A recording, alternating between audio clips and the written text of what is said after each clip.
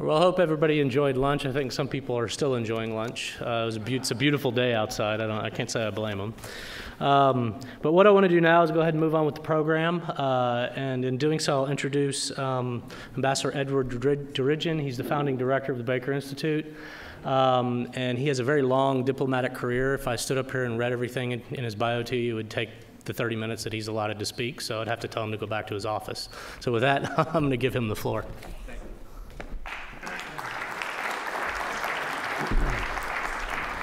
Thank you very much, Ken. Good afternoon. What I'm going to do today, and I hope I can leave enough time for questions and a discussion, is to talk about the two revolutions that are currently reshaping the role of geopolitics in the energy field. The first revolution is the so-called Arab Spring, or the Arab Awakening. The second revolution, which you have all been deliberating and discussing throughout the course of the morning and will continue, is the economic one, as the growing shale oil and gas industry fosters increased speculation about an energy-secure United States, less reliant on an unstable Middle East. Let me make some extemporaneous remarks on the first revolution, the Arab Awakening. Some of you will be amused. I was on a panel in Vienna with the Margerie of Total and Prince Turki bin Faisal of Saudi Arabia and some others, and I referred to the Arab Awakening. And then when Prince Turki bin Faisal's turn came, he said, well, my good friend Ed Durigeon talked about an Arab Awakening. I didn't realize I'd been sleeping all these years. So we have to be a little careful about the terms we use. But the problem with Arab Spring is you have to talk about an Arab Spring, an Arab summer, fall, and winter. But the Arab Spring, from the outset, I called early on a tectonic shift in the political landscape of the Middle East. This is one of the most fundamental revolutions that's occurred in our time, and it will be long-lasting. It's a revolution that will take different phases in different countries and have counter-revolutions, as we've seen already, most notably in Egypt. And it is truly changing the landscape of the Arab world and will have strategic implications beyond the Arab world, and especially in the Muslim world. It all started with one young man in Tunis self-immolating out of utter despair, of joblessness, political alienation, social alienation, and reaction to the corruption of the regime in power. He was humiliated by the local police in this little town in southern Tunisia, and it was the tipping point in his life. Little did he know that when he struck that match on the oil that he poured on his body, that it would ignite throughout the whole Arab world. I think everyone was caught unawares on how rapidly it spread, especially to the most important. There are two really, truly pillars of Arab states, Saudi Arabia and Egypt. Egypt with a population of 83 million people, that it spread rapidly, and with a few months' time, there was the overthrow of Hosni Mubarak's regime.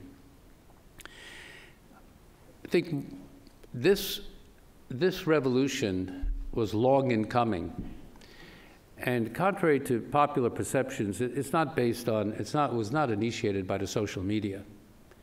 It was facilitated by social media, which was able to overcome state controls and censorship.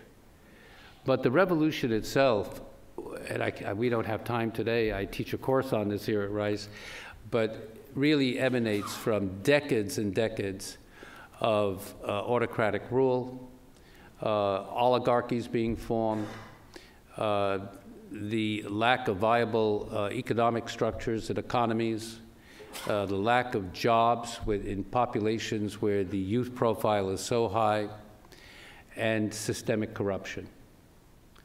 For example, in Syria, where I served as ambassador, I use the term kleptocracy, because the corruption is so systemic. And it's very interesting, when the Arab Spring came to Syria later on in 2011, it was a group of young high school students, not even university students, high school students, who in the dusty town of Daraa in southern Syria protested before 2 buildings. And this is highly symbolic, and this says it all. The first building they demonstrated against and wrote graffiti on was the Ministry of Interior, the concrete expression of political repression, lack of democracy, lack of their having a popular voice, a political voice in their society. But it's intriguing, the second building they demonstrated against and wrote graffiti on was Syriatel, which is a cell phone company. Well, that cell phone company is owned by the Assad family's in-laws, like they own the custom duty-free stores, the monopoly on the car sales, the monopoly on shipping, et cetera, customs. These kids knew, by choosing this building, one of the great ills of their society, which again was a regime of kleptocracy. And one of the most telling banners or signs that I saw on the YouTube from Tunis on is the Arab word kifaya, enough. And these young people were holding up these signs, enough. And that one word, again, says it all. Enough of a lack of political participation, enough of corruption, enough of no jobs, enough of social injustice, and the list goes on and on. So this was a popular movement that had no political party or political leadership direction. It came from the bottom up. Truly a grassroots revolution, which was later, of course, various groups tried to monopolize the movement, as always happens, but this is truly a grassroots revolution and very youth-oriented. Now, it has had its ups and downs in various countries. In Egypt, we saw where it led to the Muslim Brotherhood, which had been repressed for 80-odd years. They won the popular vote, not by a great margin, but they won at the polls. They came into power, and unfortunately for them, they made the calculus to consolidate power once they arrived in power. Instead of opening up the system to other groups, they began to consolidate power in a very, very autocratic way. And then there was the reaction to that from the military and from the secular and the other parties. And so now you have the military, which is the mainstay of Egyptian society, guiding the whole political process in Egypt and driving out the Muslim Brotherhood from power, incarcerating the elected president, Morsi, and now going through a constitutional process for parliamentary elections, presidential elections. So there's been already a counter-revolution in Egypt. The problem is the pendulum swung one way with the Muslim Brotherhood, now it's swung the other way. Will Morsi and the Egyptian military make the same mistake of consolidating power, establishing autocratic rule, and being president for life? If that happens, where we were, if you look at Egyptian history, recent history, with Gamal Abdel Nasser in the 50s coming and taking off his, coup d'etat, taking off his uniform and then putting on a civilian suit and becoming president and re-elected and re-elected. When I was ambassador to Syria, one of the most skillful autocrats was the father of the current president, Bashar al-Assad, who put together this, which has proven to be quite a resilient regime in Syria because it has not fallen asunder, despite the fact that the government does not control large swaths of its own territory and its people. But the military, security, confessional structure that he put in place proved to be very resilient, that his son has exploited to stay in power. But I remember I was toward the end of my tour, my 3-year tour there, so I was a little reckless, and I was having a meeting with him. He had just been re-elected president of Syria, I don't know how many times, but the vote was like 96.44%. And I said, "Congratulations, Mr. President." I said, "You know, presidents in my country would love to have figures like this." And he smiled, and he said, "Oh, you know, like this." And I said, "By the way, do you know who the 0.24% are who didn't vote for you? Do you know who they are?" And he said, "Oh, don't worry, Ambassador Georgian, I have all their names." And, I mean, this is a true story, but it shows you the cynicism, the political cynicism, that these rulers, these autocrats, just perpetuated their rule. So will this cycle be broken? When I was Assistant Secretary of State in the Middle East back in Bush 41 administration, I made a speech at Meridian House, and we were commenting on the Algerian elections in 1992, where the Muslim party, the Salvation Front, was going to come to power. We were very concerned about that, but knew that we couldn't have a voice directing it one way or another. But in the speech, I referred to it obliquely, and I said, while the United States is, I used the term one person, one vote, one time, but they translated in the Arab world into one man, one vote, one time. And that was the phrase I used. While the United States is for one man, one vote, we are not for one man, one vote, one time. And we are very suspect of those groups that use the democratic process to come to power, and then once in power, destroy that very process to remain in power. This statement in 1992 still is relevant to what we're seeing in the Middle East today. The one bright spot that I can point to is Tunisia, where it started. And there you had a very skillful Islamist leader, Rashid Ghannouchi. And in fact, I was in a correspondence with him when I was in Washington. But they seem to be getting it right. And the Islamist Party stepped aside. They're having elections. They're living by the rule of the ballot, seemingly, hopefully. So there is that bright spot. Syria is the problem from hell. We don't have time to talk about that now.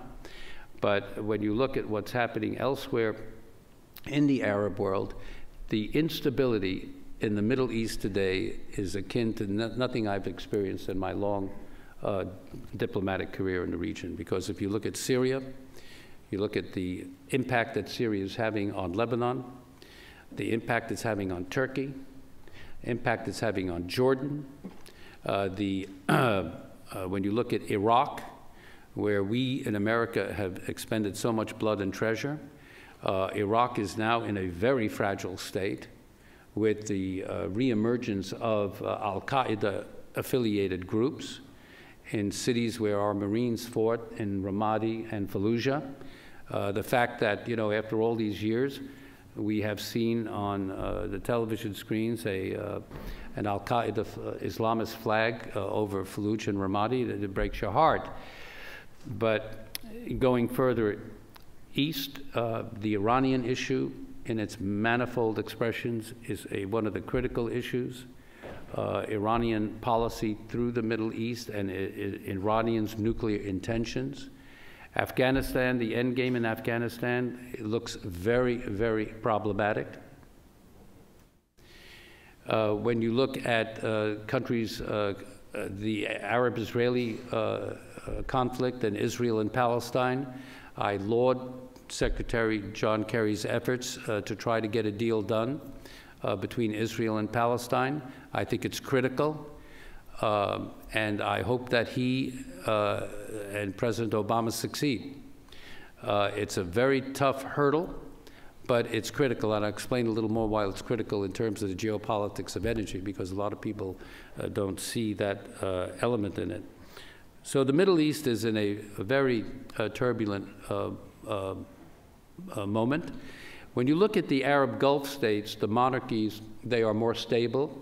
They have all this tremendous sovereign wealth funds in which they can pay for social benefits and economic benefits for their population, so they can, at least in the short term, appease popular sentiments. But all of these countries, and all of them, are faced with these systemic economic, social problems that translate themselves into political terms. And everyone who's sitting in a position of authority in the Middle East is concerned. So if we could talk more about that. Let me get to the second revolution, the geopolitics and energy development.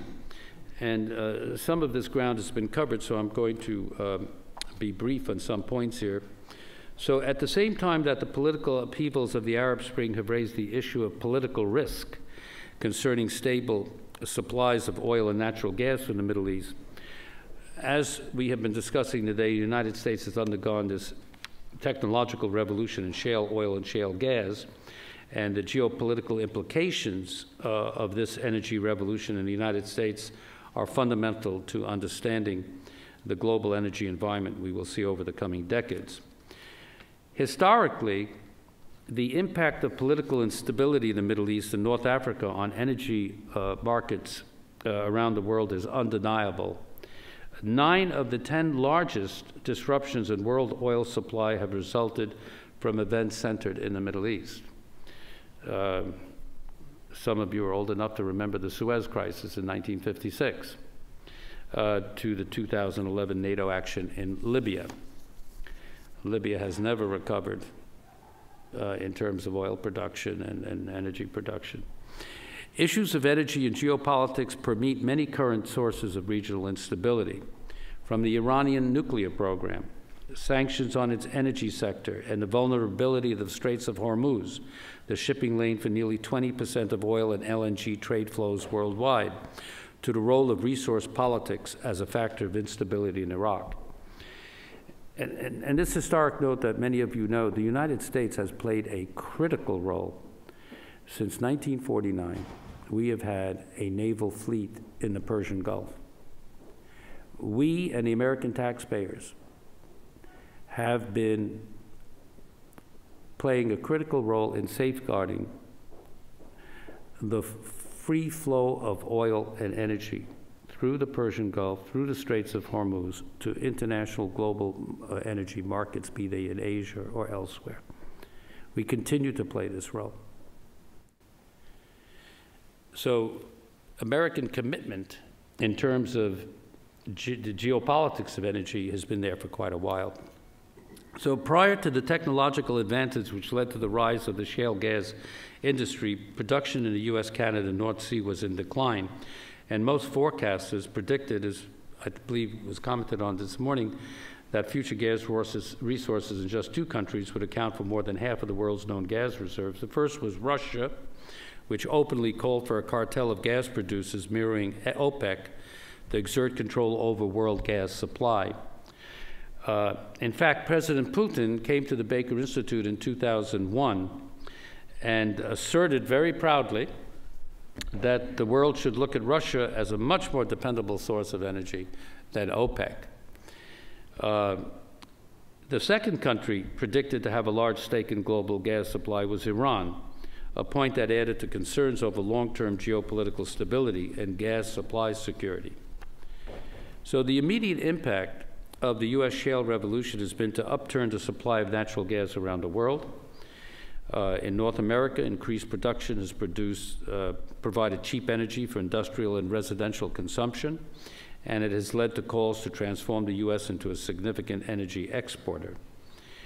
In Europe, LNG, no longer shipped to the U.S. market, offers an important alternative to Russian gas. In the Middle East, a decreased U.S. demand for natural gas imports has decreased American exposure and vulnerability to events in the Middle East, while also delaying the rise of Iranian gas production and limiting the negative economic effects of sanctions. And finally, on a global scale, other countries are looking to explore shale gas resources as a competitive, less environmentally damaging substitute for fuels such as coal and oil. The longer-term effects of shale resources are harder to discern, as was mentioned this morning. This is the result, first, the result of uncertainty regarding the potential scope of shale gas development outside the United States. Large shale plays have been assessed in Argentina, Venezuela, Brazil, Algeria, Libya, South Africa, Northern Europe, India, China, and Australia. However, the incentives and capability within each country to access their respective resources varies greatly. Additionally, the supply potential as much of the Middle East, Central Asia, and Russia remain undetermined at this point.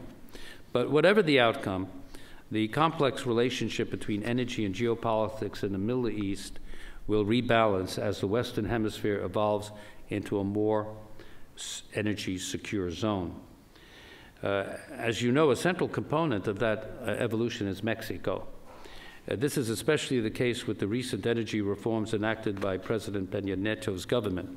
For the first time since 1938, the politics of Mexico's energy sector might very well be transformed to tap effectively into this massive energy potential. What is particularly compelling is the prospect for the three North American countries to become a collective powerhouse in the coming decades. Indeed, if, and this is a big if these three countries can strengthen their economic, trade, political, and cultural relations, one can foresee North America as the preeminent global power in the 21st century, with due respect to China's rise as a global power and Europe's continuing strong economic and political base. But this may be one of the biggest stories of the 21st century. Between Canada and Mexico, policymakers in a relatively energy-secure U.S. would be more inclined to de-emphasize the so-called strategic pivot to Asia. I have a real problem with that phrase, pivot to Asia.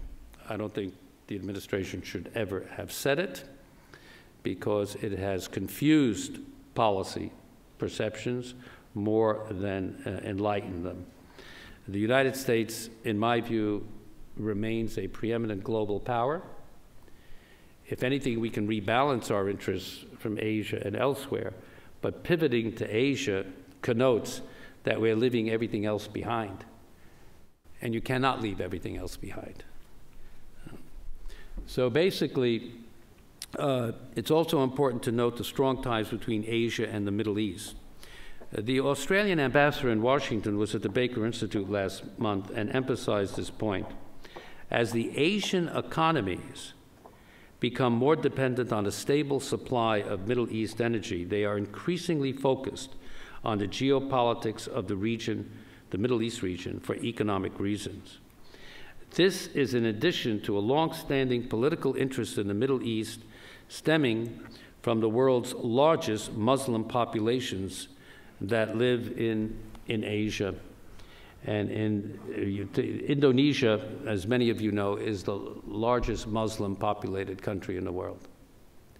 And if you look at Indonesia, you look at Malaysia, you look at India's Muslim population, which is at least around 140, 160 million Muslims, that the large demographic base of Islam is not in the Arab world, but is in Asia.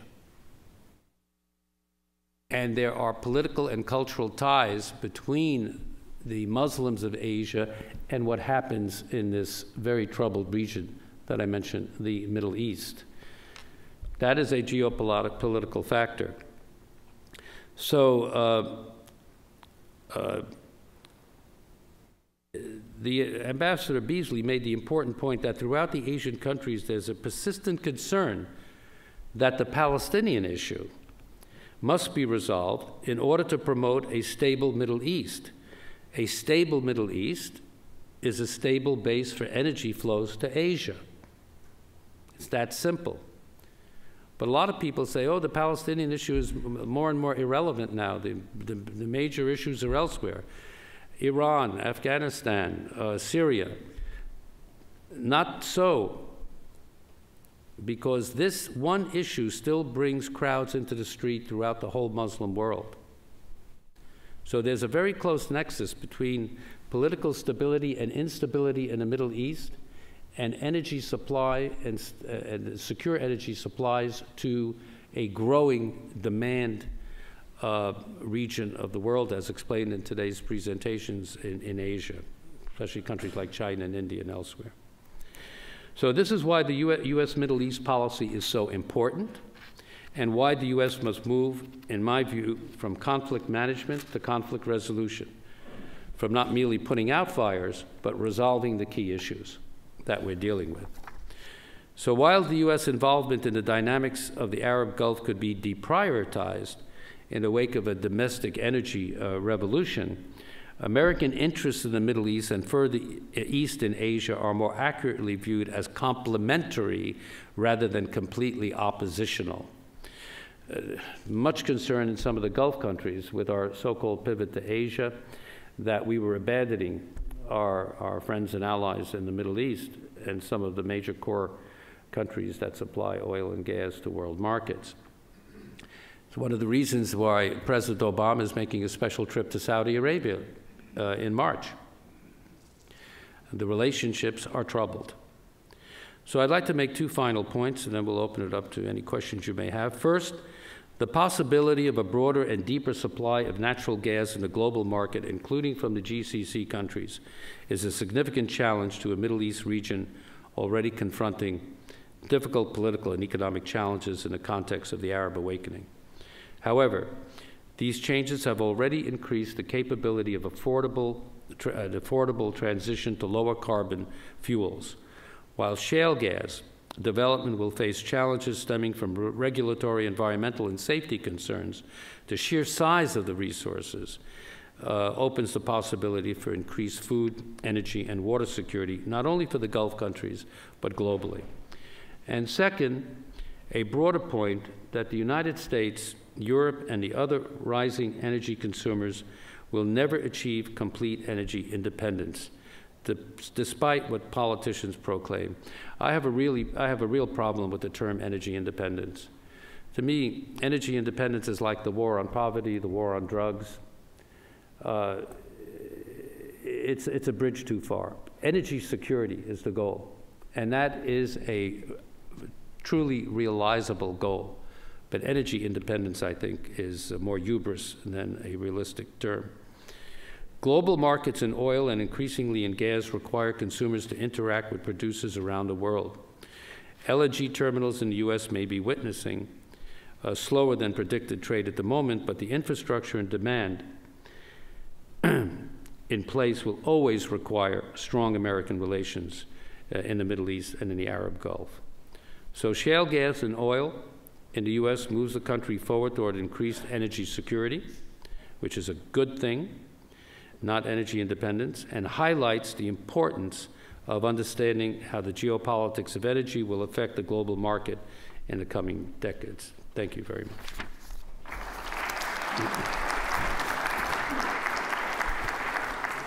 Open to any questions you may have.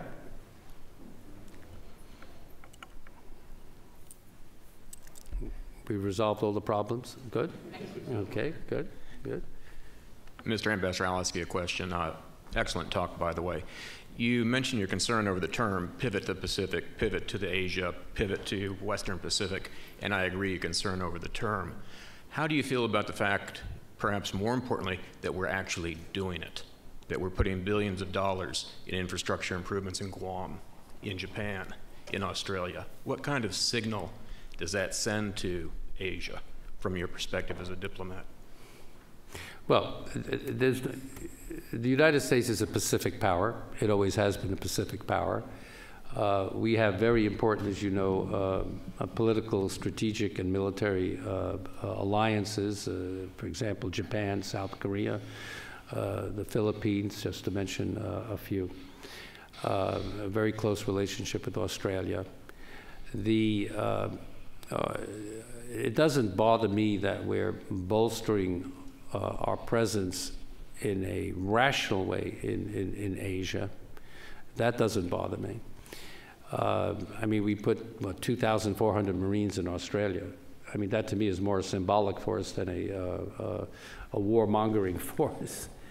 But in order to conduct your diplomacy effectively, you have to have the backdrop of military might to be effective.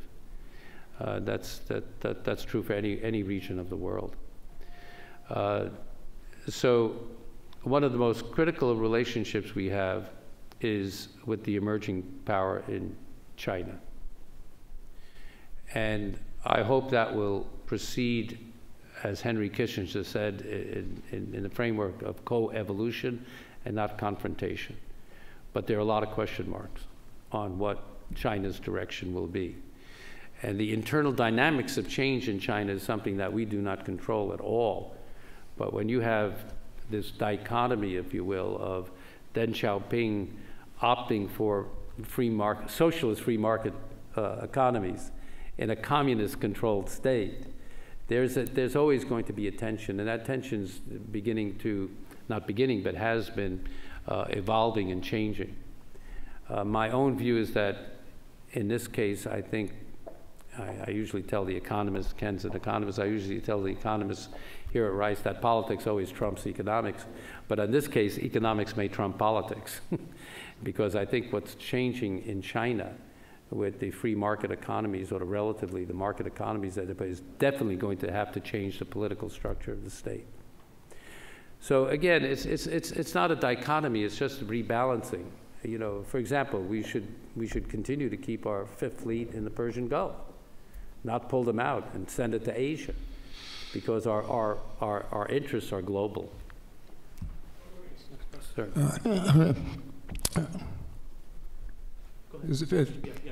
Okay. I'm concerned about getting the United States, in effect, inviting the Russians to be a participant in Middle East affairs for two reasons. One, the Russians' attitude towards governance, or Putin's attitude, is not compatible with America's. And two, it's in the Russians' best interest to maintain instability there, because that helps drive the price of oil up. The current price of oil maybe has a $15 or $20 premium because of potential instability. And that's so important to the Russian economy that it's in their best interest to maintain disruption in the Middle East. So it seems to me that on several grounds, it is not a very wise policy to invite them in, much less make them a partner. I would appreciate your comments.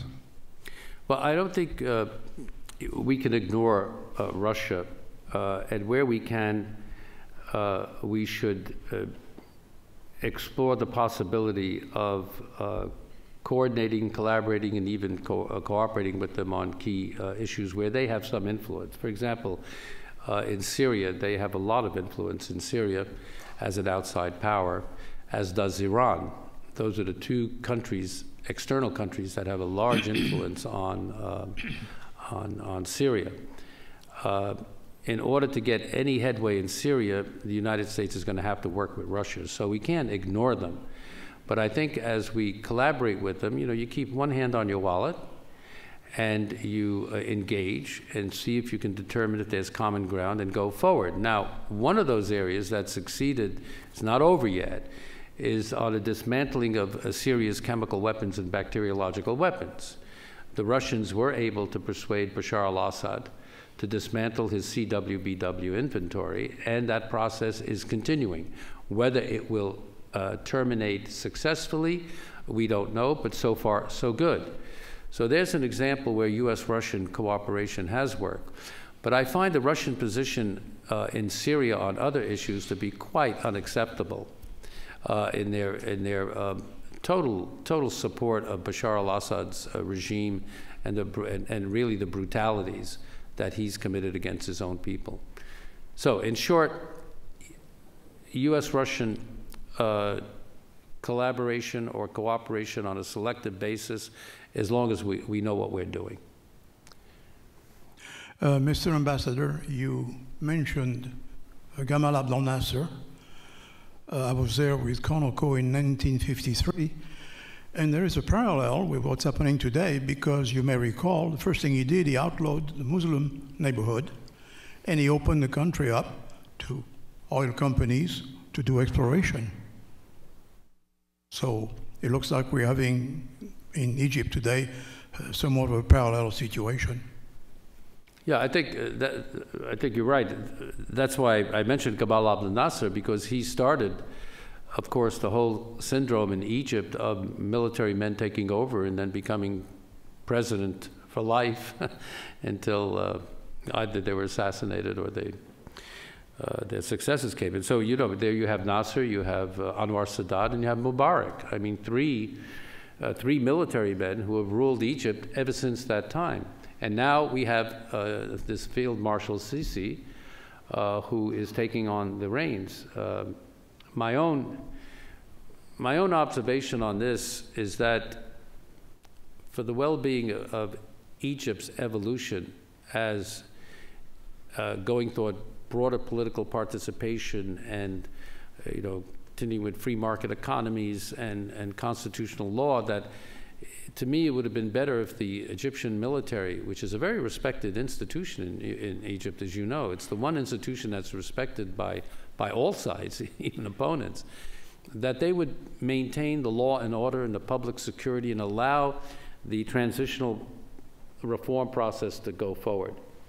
With Sisi increasingly showing that he's probably going to become the candidate for the presidency, it goes back to, you know, are we going backwards, are we going forward? How are you? A question regarding Sudan, or the two Sudans that are at the Sudan. Oh, Sudan, okay.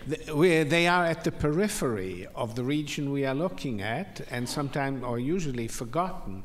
But they are, they are linked as far as the energy question goes, ethnically, religiously, foreign influence-wise, and you name it. So I would be interested how you see the two Sudans involved in the whole picture.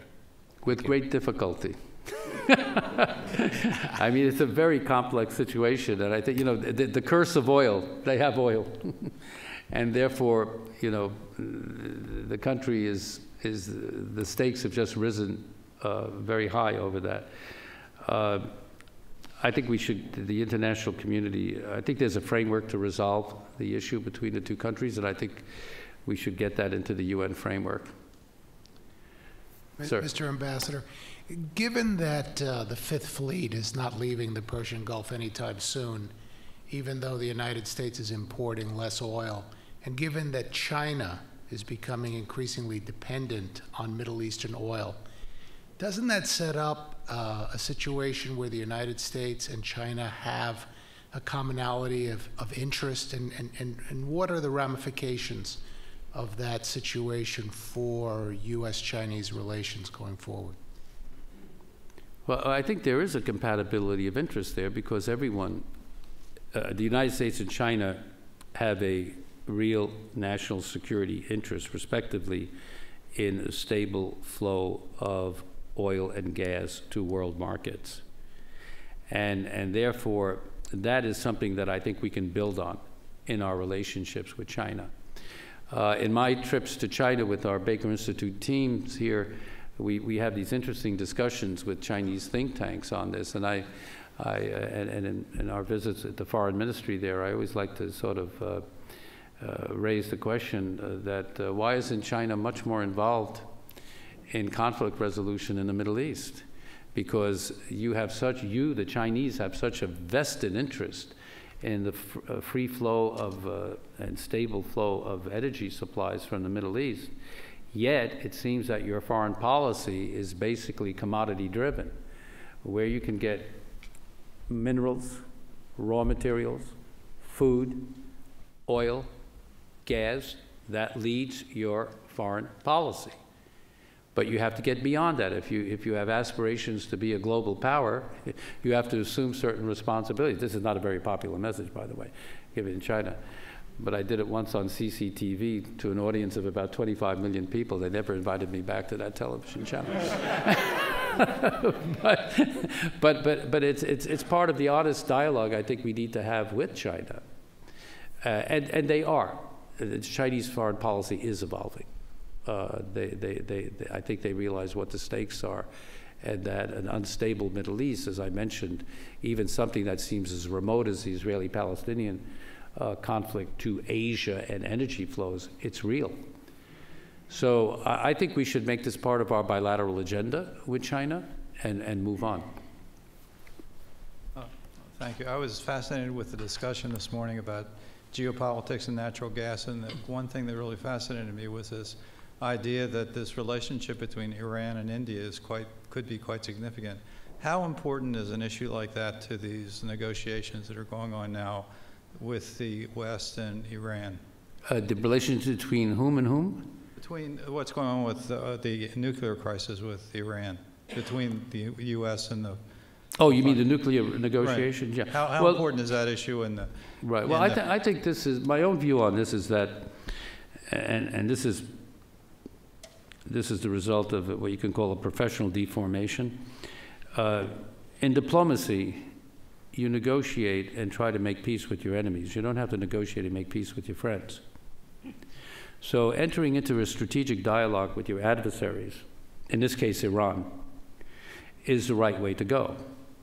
And again, I use this now, as long as we keep one hand on our wallet and we go into these negotiations with a clear vision of what our interests are and what the goals and objectives are, I think this is an exercise that must be pursued. The option concerning the nuclear issue in Iran, beyond diplomacy, is increased sanctions and/or military action. We did a report about a year ago now of what I call national security has-beens, the former ambassadors and former national security advisors, and Brent Scowcroft and Zbig Brzezinski, and ambassadors like myself, and about 50 of us put our names to this analysis, which is quite accurate. The costs and benefits of nuclear action against, military action against Iran. And what's revealing about that is that if Israel attacked Iran's nuclear facilities alone, the outcome would be delaying Iran's nuclear programs by 2 years. If the United States attacked Iran's nuclear facilities, it would set back their nuclear program by 4 years. So forget about what the consequences of military action will be, because it's not a free ride. How will the Iranians react? Will they get Hezbollah to throw thousands of rockets against Israel if it's attacked? Will they attack some of our allies in the Persian Gulf, in Saudi Arabia, in UAE, in Qatar, Doha, whatever? The point is that military action alone will not eliminate Iran's nuclear program. The only way that military action could achieve the elimination of Iran's nuclear program is a full-scale invasion and taking over the country, and that's simply not going to happen. So negotiations, yes. The first step has been relatively promising, and the second step now is to see if a comprehensive agreement can be reached. Actually, I didn't say my question right. The real point of my question was, is this situation something that is very relevant to the Iranians and a reason for them to finally find to make a resolution to this whole issue? Because of course, yeah, because, you know, one thing, the sanctions have worked. The sanctions have worked, and the Iranian economy is in dire straits. And they have the same problems that this young Tunisian killed himself for. Lack of jobs, lack of political participation, social injustice, systemic corruption. The Iranian Revolutionary Guard Corps is highly corrupt, and they own a lot of the businesses in Iran. So yes, they have a very big vested interest in this. We're going to have to stop the questions there so we can make time for that. Oh, thank you. Okay, thank you.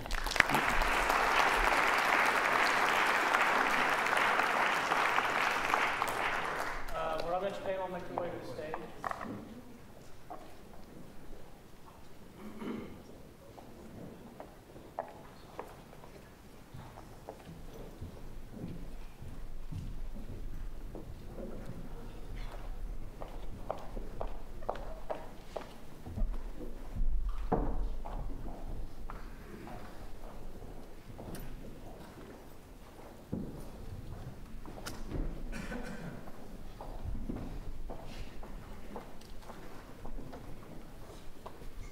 Good afternoon. We are now moving to the stage of the day where we're going to really have the opportunity to drill down on some of the very interesting questions and dilemmas that have been highlighted throughout the course of the morning. And as was noted in the earlier panels, when you think about the future of natural gas and you think about the geopolitics of natural gas, it's not long before Russia, Europe, and their relationship, figures very centrally. As we highlighted earlier, there are many complexities that have to be taken into account when we're trying to think about the future of gas and global politics in relationship to these two very important international actors. We highlighted earlier the implications of this liberalization case that Ken presented in short, and I talked about a little bit in my comments, and how critical this case or this scenario is for Russia and how it could bring about not just changes in Russia's external relations, but also potentially some domestic changes as well. But we know that that's not just a scenario for the future. We know that there's already been a little bit of movement in that direction. We see changes in the gas markets and changes in the politics already occurring because of some of the issues. I think Amy was the one who mentioned, even if we don't export, just the fact that the U.S. is no longer pulling in imports means that there have been changes in some of the global dynamics. So we've got a great panel to look at the many complexities. It's a panel I think that we could interestingly explore for many hours, but we'll keep to the time we've had allotted. And we have a great group of people to discuss this. To my immediate left is Tatiana Mitrova, and she is the head of the oil and gas department at the Russian Academy of Sciences, and she joins us from Moscow today. Thank you for coming. And then to her left, we have Robert Johnston, who is the head of the energy group at Eurasia and just recently has been made the CEO of the Eurasia group. So we're very happy to have him as well. And all the way down on my left is Andreas Goldthau. And Andreas is with me at Harvard at the Geopolitics of Energy Project. And he has just come to us recently. We're so pleased to have him. He comes to us from the Central European University in Hungary, where he has been working on the issues related to gas and geopolitics and other things for a long time. I'm going to ask them each to make a presentation of about 10 or 15 minutes that really highlights the chapters that they contributed to this overall case study. And as Ken mentioned, these chapters are already web published. You can go to the Harvard webpage or the Baker Institute webpage and read these analyses in detail. I'm asking them to condense a lot into their presentation. But one thing I want to highlight, just to avoid any confusion, is that Ken and Amy and I talked about scenarios that we formulated for this overall project. But our panelists today may also talk about scenarios in their case studies, because how we built this project, as Ken explained, we got inputs from all of our country experts, and part of that process was asking them to give us scenarios about how their own country might evolve, and we took those and compiled larger scenarios. So when you hear them talk about scenarios, let's assume that unless they indicate otherwise, they're talking about scenarios from their own case studies rather than from the project as a whole. So with that, I think I'd like to start with Andreas to talk a little bit about Europe and about some of what we can think, what we need to think about and expect from Europe on the natural gas front. Thank you. I guess I would need a presentation. Sure. So, let's see how that works. Oh, here we go. Wonderful. Well, speaking about Russia, actually, for the last couple of weeks, it almost felt as Boston had moved to Russia. It was pretty cold, so I'm very, very pleased and thankful to be here, and thanks very much to the Baker Institute for having me here. It's wonderful. You can't separate Russia and Europe when it comes to energy and energy relations. And that's not only because Europe is a big market. In fact, as we'll outline in a couple of minutes, it's the world's largest input market. But it's also because there have been long-standing ties between Russia and Europe when it comes to energy relations. And they stem back pretty much to the late 1970s and 80s, when the first gas shipments started from what was then the Soviet Union to Europe, and particularly Western Germany at that point. So it's worth looking at Europe when it comes to Russia and Russian gas and the whole situation there.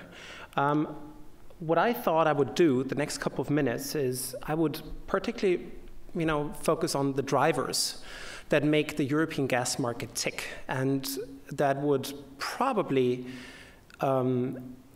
influence the developments on the European gas market within the near-term future. But before we do that, let me very quickly give you a primer on the European gas market. I'm sure you're all aware it is actually it's a pretty big market. It's a 450 BCM market that compares to about a 700 plus market in the US.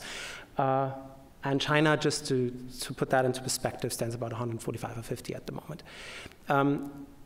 Despite the fact that the US is the biggest gas market in the world, it is not the largest import market. That's Europe, and that's what makes it so attractive for Russia and possibly other producers. It's a high-priced market, and it is a market that so far has seen a lot of Russian imports. If you have a look at the supply here, I mean, obviously about a quarter of gas comes from Russia. You also have a lot of Norwegian gas coming in. You have a lot of, about a third of the gas supplied domestically. That's the Netherlands, that's the UK, that's Denmark. And then obviously a bit of LNG can be seen here as well. That's Qatar and others. A last quick slide that would give us an overview of how the European gas market looks like. Actually, if the Russians export about 150 BCM of gas a year, and that's effectively all sent westwards, except for some 19% that go to Turkey. It's all Europe. So that's their market of choice. That has something to do with the pipeline infrastructure that literally wires Russian export routes into the European market. And it is something but it has also something to do with, obviously, the communist past. You still see that about 25% of Russian gas go to Eastern Europe. That's, by the way, also a pretty high-priced market for them, for the Russians, despite the fact that Central Eastern Europe is not the economically most prosperous part of Europe. Now, turning to the key domestic elements driving that market. If we have a look at the situation right now, and that's where we usually start from in our conversations, then I think there is 4 main drivers that we need to consider. The first one is what I call the EU market-making agenda, and that's very much an agenda that's driven by the European Commission. The European Commission, that supranational authority, the energy market watchdog or internal market watchdog of the EU. The European Commission has taken its mandate pretty seriously lately. First of all, it drove a liberalization agenda in the telecommunication markets and other utility markets, and now it has chosen the gas market as its next big battleground, effectively. The tools it uses is regulation, competition policy, and antitrust law. What the European Commission has done is it has actually put forward what they call 3 energy packages. And those 3 energy packages are all about integrating the gas market across Europe. It's all about unbundling gas sales from production, and it's all about injecting more competition into the market. And it has been pretty serious about that. It went tough on Gazprom lately. We talked about the antitrust cases this morning. It has started to sue companies for energy companies for rigging, the oil price effectively.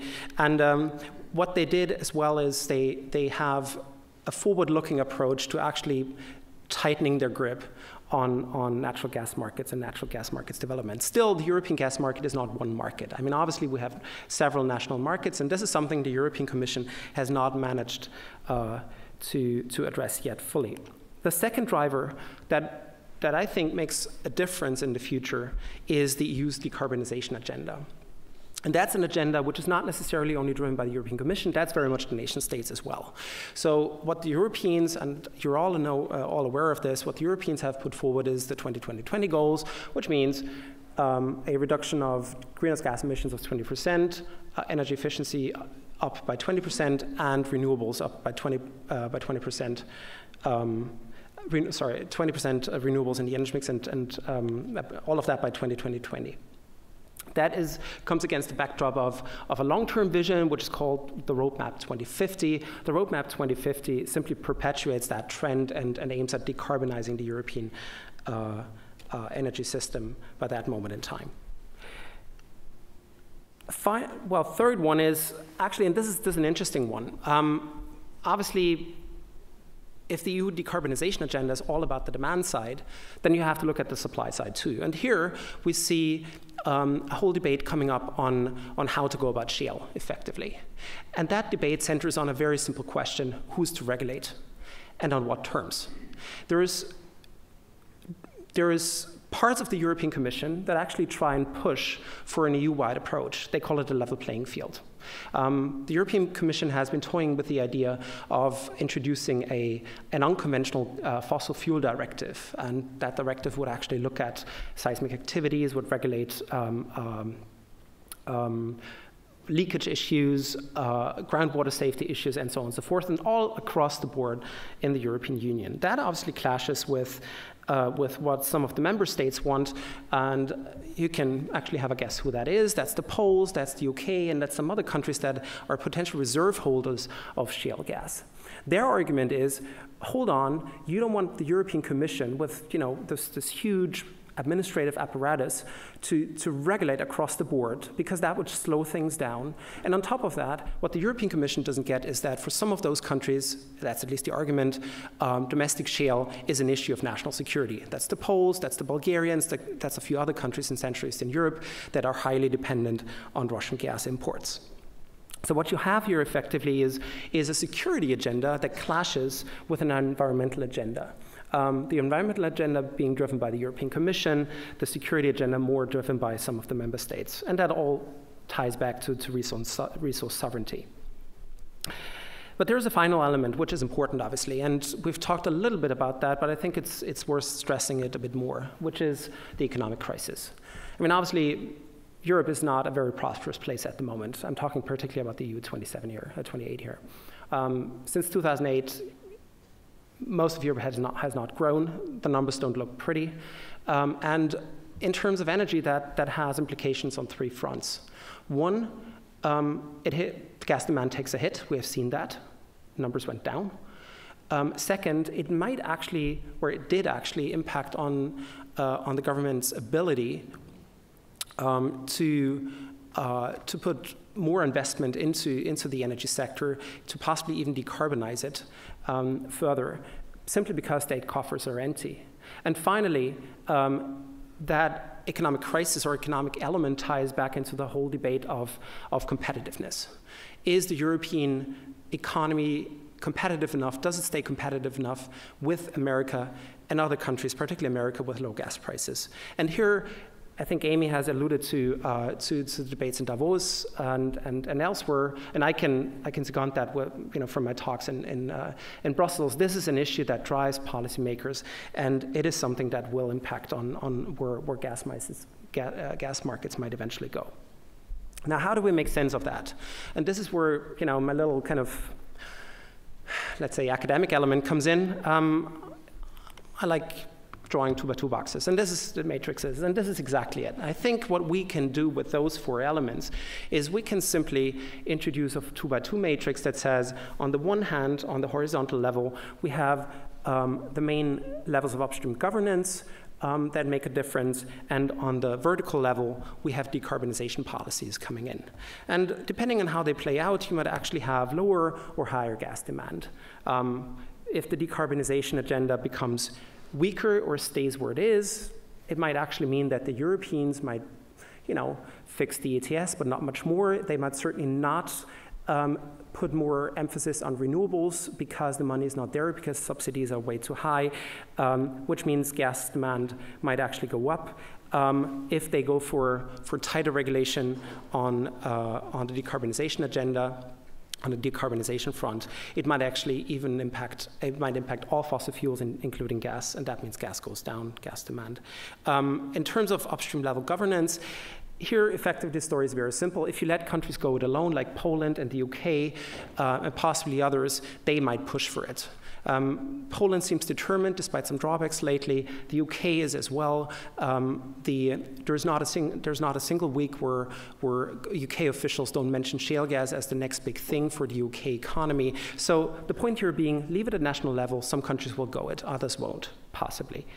If you take it to the EU level, the idea is very simple. It slows things down, because it takes a while until you get the whole administrative issue solved on the European level. It takes a while until the apparatus actually reacts, and on top of that, a one-size-fits-all approach, that's at least the argument, might not fit everyone. Now, if we take this into scenarios, there's a couple of interesting pictures that we get. Let's start with the left upper cell. And it all starts with the economy, because that's the driving factor at the moment. Let's say the economy doesn't grow in Europe, as it is the case at the moment. And let's say this becomes unsustainable because of high unemployment, because of loss of competitiveness, and so on and so forth. That might force European policymakers to actually stretch a little bit the decarbonization goals. So they might put less emphasis on renewables. They might go a little bit softer on the 2050 targets and the 2020 targets.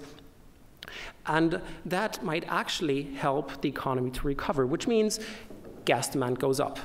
Here we go. Now, having lost out on the decarbonization front, the European Commission might actually be able to seize the opportunity and get upstream governance in its hands, which means we will get the whole apparatus trying to kind of find a way to deal with upstream across Europe to provide for a level playing field and regulation and all the rest of it, which means we will most probably not see a great deal of domestic supply in terms of shale gas coming on stream anytime soon. At the same time, we would assume that the European Commission simply leaves things where they are in terms of liberalization agenda, which means market competitiveness doesn't go up. Now compare this to a second scenario where actually the answer is a different one. Now the left lower cell. Let's say the European Commission, let's say the European Union and their leaders decide to actually have a different response to the economic crisis. At that time, the response is a Green New Deal. So they pour money into the low-carbon economy.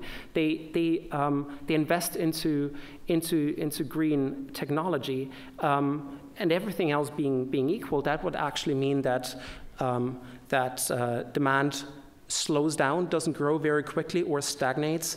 The economy would not grow very quickly because that takes time. You can't turn the economy, the European economy, on its head tomorrow, which means effectively we'll have slow indigenous supply impact and slow demand.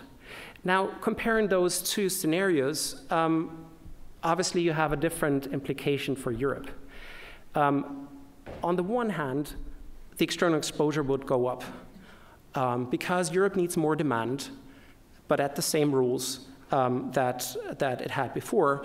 And the other one, external exposure, goes down because the gas demand might take a hit. I call the first one a rule taker scenario. A rule taker scenario towards anyone who supplies that market, particularly the Russians. Whereas the second scenario I call a green maverick scenario. The Europeans go green, at least in the mid to long run, and gas demand goes down. Now, quickly the other two, and then I come to my conclusions.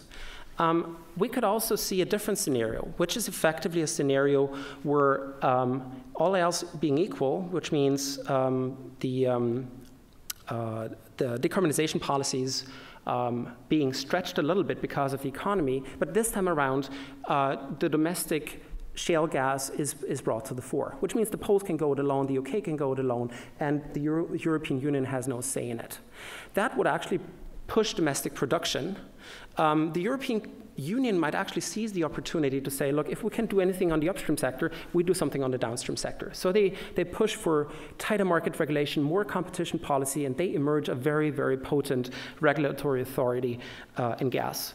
I call this a commonplace scenario, because what you have is the biggest the globally biggest import market, but now with a very, very strong domestic regulatory authority that actually can show its teeth and invites everyone else to come and play on that market.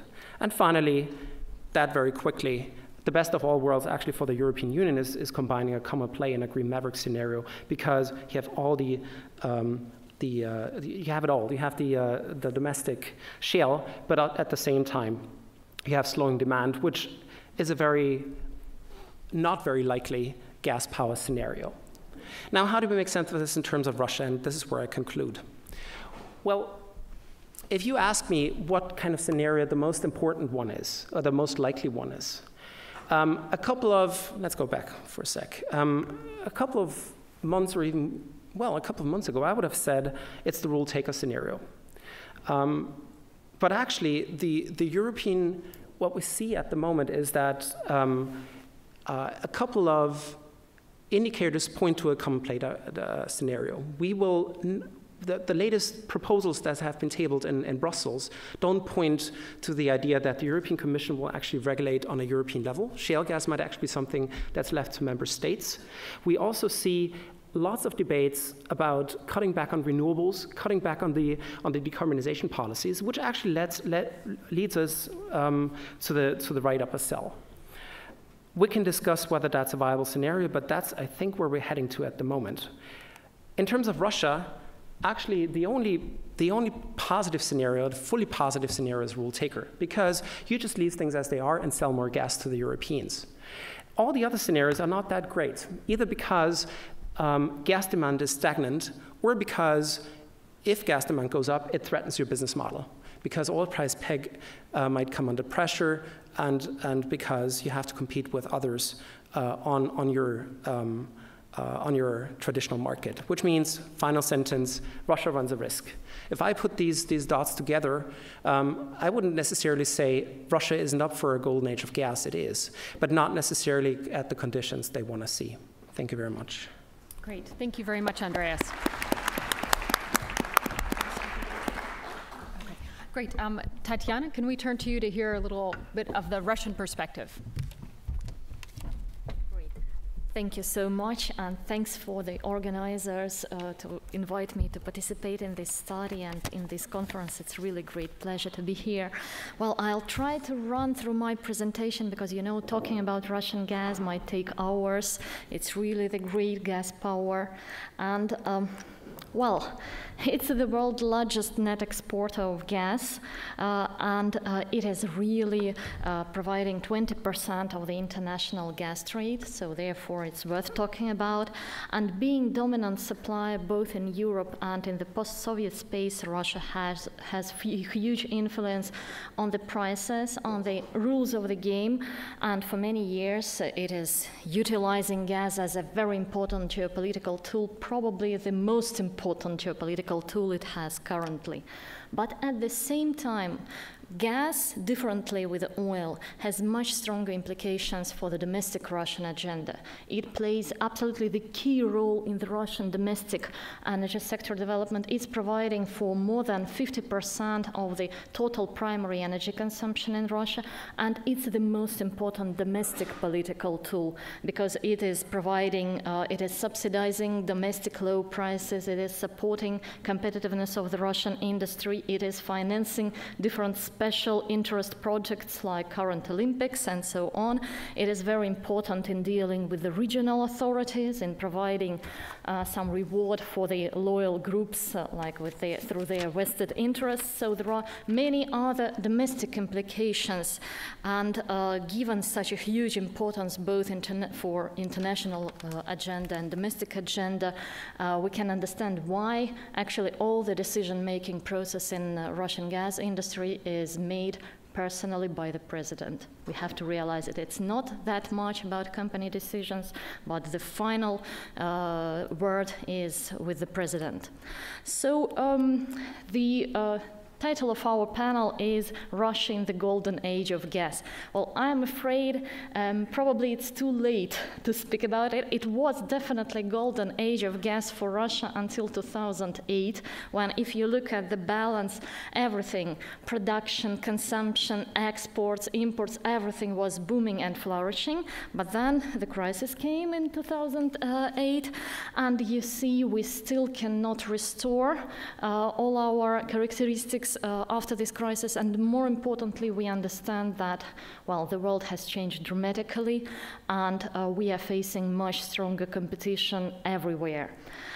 And so there are some very dramatic transformations in the Russian gas industry after the crisis. From one hand, domestically, we've suddenly faced oversupply. So for many years, everybody was doubting whether Russia is investing enough in the upstream, where there will be gas deficit. Come on, there is no gas deficit. Actually, there is a huge gas glut. After the start of huge Bovanenkovo gas field in Yamal, and at the same time, independent gas producers are increasing their production. So we have a lot of gas produced without any place where to sell this gas. Main transportation bottlenecks in the domestic system, they were actually solved, they are expanded. And at the same time, this post-crisis economic recession resulted in gas demand stagnation on the domestic market. And so the size of the pie is not expanding, while the number of the participants of the game who want to share this pie is growing. And it is increasing competition domestically, and it's becoming more and more visible. At the same time, for the first time, Russia is facing constraints on the demand side at all its export markets. So it's just an amazing situation. All the time going back to 1970s, there were constraints on the production side, how much we are able to produce. Now there are constraints on the demand side, how much they are able to buy. So in Europe, actually, you saw the picture. CIS countries are in a deep economic decline, plus they are trying to solve their energy security issues through diversification away from Russian gas. In the Asian story, so far we have just one LNG project, Sakhalin-2, supplying Asia, and it cannot overweight this decline in Europe, and with the other projects it will take at least until the end of this decade when they will start to deliver anything. Exports to China are still in limbo. We cannot achieve the final agreement, though the negotiations are going for a decade. And imports from Central Asia, also it was an important part of the Russian gas game.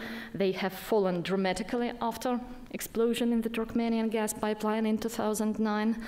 And so now actually it is China which is the major consumer of the Central Asian gas, and I can hardly see that Russia can restore or would like to restore these import volumes from Central Asia.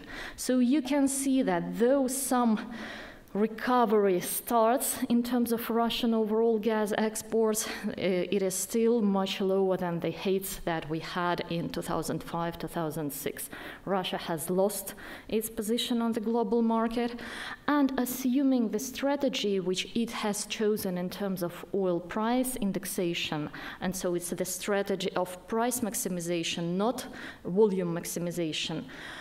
We can discuss whether it's right or wrong. So far, it is delivering higher revenues, so it works, at least now in the short term, but this strategy actually puts a very tough constraints on the export volumes. With the high price, you cannot export too much. And at the same time, domestic gas consumption, it stagnates because of very weak economic performance. Russia is actually entering stagnation, and the results of the current quarter are even more disappointing than the results of 2013. So no drivers for domestic gas demand work, and we do not see any signs of this recovery. And the industry is trying to adjust to this completely new situation. First of all, Gazprom is trying to work as a swing supplier, absorbing all these declines. At the same time, independents who are getting more and more powerful, they are actually working like outsiders, trying to catch as much from the market as possible. And you can see this growing share of the independents in the domestic gas production and actually in the domestic supplies. And at the same time, very important factor, it's not a huge number of independent companies. It's not like moving to a free market, not at all. These independents are consolidating. So we have Novatek actually, and we have Rosneft, which is buying new assets, building its own gas empire. So actually, it looks like we are moving to an oligopolistic market structure domestically. These guys, they are sharing the regional markets, and they are sharing the clients. And I need to stress that actually independence, well, it's independence in the Russian sense. I would doubt whether they're really independent, but nevertheless, Rosneft and Novatek, so far they were cherry-picking the largest industrial consumers, which pay the highest price in Russia. It's another Russian paradox because price for the population is strongly subsidized. So they've cherry-picked the best clients from Gazprom, and now they are maximizing their profits. So they are sharing the markets, they are dividing these markets into particular zones of interest, and this new oligopolistic structure with regional monopolies, it is something the process which is increasing each year. At the same time, the very important decision which was made just recently in the autumn 2013, it was a decision to freeze domestic gas price growth. So for many years there was an aspiration, there was an illusion that, okay, even if the external markets are not growing as fast as we wish, and even if our exports are not that good, nevertheless we have huge domestic market with the growing gas prices, and so finally we can reorient at the domestic market and have a good business here. Well, these hopes are postponed for the period post-2020 probably, because looking at the very weak economic performance and huge decline in the industrial output, actually last year it was negative, the government decided, in order to support industry, to freeze prices for 2014, and actually the long-term forecast, which was prepared recently by the Ministry of Economic Development, it assumes gas price growth in line with inflation for the period until 2023-2025, which means that we cannot hope to compensate for the decline in export revenues domestically. And it means, again, that it is a strong pressure on the domestic independent gas producers that they cannot expand actually their business in Russia. They've taken already the best clients. The other groups which they are not working with, it is population, it is heat supply with huge non-payments, with a lot of headache in billing, processing, and so on. So the only market niche where they compensate, where they can compensate for their investments, where they can earn money, it is export. And this pressure is increasing. And yeah, it's just an illustration of the Russian economic performance, and it is really very disappointing. So what are the scenarios of this case study? Well, the future development of the Russian gas industry and moreover of the whole Russian economy, it depends on external factors, which is actually the price of oil, to put it simple, and on the domestic factors, which is the way of the governance. whether we are maintaining the current political and economic system with huge presence of the state and with quite centralized decision-making and very minor role of free market forces and small business and so on, or whether we are trying to modernize this political system.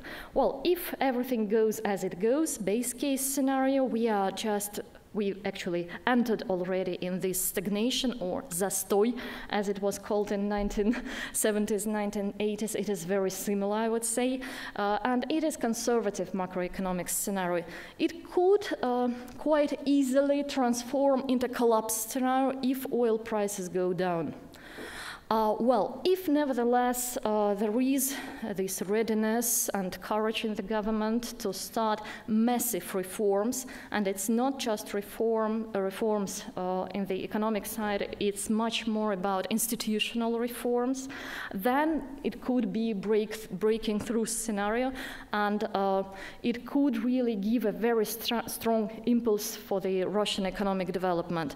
But again, if the external environment is unfavorable, even these massive reforms cannot guarantee that we do not fall into muddling through scenario, because Russia still is extremely dependent on the oil and gas revenues, and I have to stress that it's mainly oil revenues, which are providing for like 37% of all budget incomes, while gas gives like 8 to 9%. So gas is important, but not as much as oil. And what are the transformations of the Russian gas balance in these scenarios? I'm showing here only the figures for stagnation and breaking through scenarios, because if we are dealing with $70 per barrel oil, it's actually closer to collapse scenario, which is not interesting to look at because it's a different story. So gas will anyway maintain this major role in the Russian energy balance. And well, gas demand is supposed to grow, but on very low rates. And it is important that in terms of production, anyway, Russia will have to move from the Soviet legacy fields in Nadim-Purtas area, very cheap, very large, to the development of the new, very, very, very expensive greenfield projects in the new areas. And at the same time, the share of independent gas producers is supposed to increase dramatically. So you can see, depending on the scenario, of course, but they will play a higher role in the Russian gas production. And here is the key graph which I wanted to show to you. It shows Russian gas export volumes, which could differ dramatically depending on the scenario which we assume. And you can see that anyway, all the additional growth, it is coming not from Europe, it is coming not from CIS, it is coming from Asia. So frankly speaking, we do not see any other opportunity for Russia to increase its presence in the global market rather than making this deal with China, which is absolutely critical for the future development of the Russian gas industry, and bringing up LNG production in the eastern part of the country, which is also quite a tricky exercise. All these projects are extremely expensive, both upstream part, but even much more midstream infrastructure construction. And so the key question actually is whether Russian gas companies and Russian state will be able to limit costs of all these new projects, because if they will be realized in the same way as, for example, Sakhalin-Khabarovsk-Vladivostok pipeline or onshore part of the Nord Stream, which were $7 million per kilometer, which is 2 times higher than global average, then it's not competitive anyway. If the cost control is in place, and if there are if there is some support from the state in terms of taxation and export duty, then these projects, they could fight on the external market with the competitors. And this, just to finish, I'll show just 2 slides on the external markets. So talking about Europe, I would say it's necessary to to define two periods. One period before 2020, the second period after 2020. In this medium-term perspective, Russia has absolutely guaranteed position on the European market simply because there are no other options available. So we can talk in detail looking at all potential gas suppliers, but believe me, with the falling indigenous gas production, and you know, for example, Groningen has announced that they are going even down. Europe will need more imports, and only Russia can currently, until 2020, deliver these additional supplies. So oil indexation and current long-term contracts is something that Russia will protect strongly, at least until the end of this first period, because it has all the cards, it has this leverage. It is a deficit market without any other alternative. Later on, it might change, and it's a very interesting question for discussion, but I have to say that actually Gazprom has already renegotiated the majority of its contracts, and actually there is no gap between spot indexation and oil-linked indexation at the moment. So it's very important to understand that there is also some transformation of the existing long-term contracts taking place. And well, I will go through all these slides. You will have it on the web. LNG exports, it's the first sign of this increasing domestic competition, because it was the first sphere where we've seen this liberalization, we've seen this huge lobbying power of Rosneft and Novatek, who succeeded to convince the government during just 1 year to make this decision on LNG export liberalization, and immediately they actually started lobbying the next step on pipeline export liberalization. So they all have very strong influence, they all have some strong arguments. And now the question is, what will happen with the Eastern Pipeline program? Because, as I said, Chinese gas exports, it's something absolutely critical for the Russian place in the global gas market. And now, actually, Rosneft, though officially it refuses from this, but we see some steps it is undertaking to persuade the government that it might be much better operator of the Eastern gas pipeline export than Gazprom. And it is also a very important game which might have considerable results for the Russian gas exports. So the golden age of gas for Russia is over, unfortunately. We are facing increasing competition in all our export markets. We are facing increasing demand constraints, and it will strongly depend, the result will strongly depend on the domestic political agenda, how the government will deal with the economic slowdown, whether we will have some major reforms or not.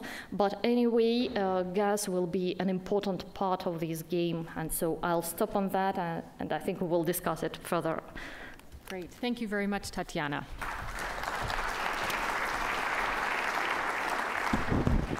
Now we'll turn to Robert to ask us to put this all in a little bit of a global context.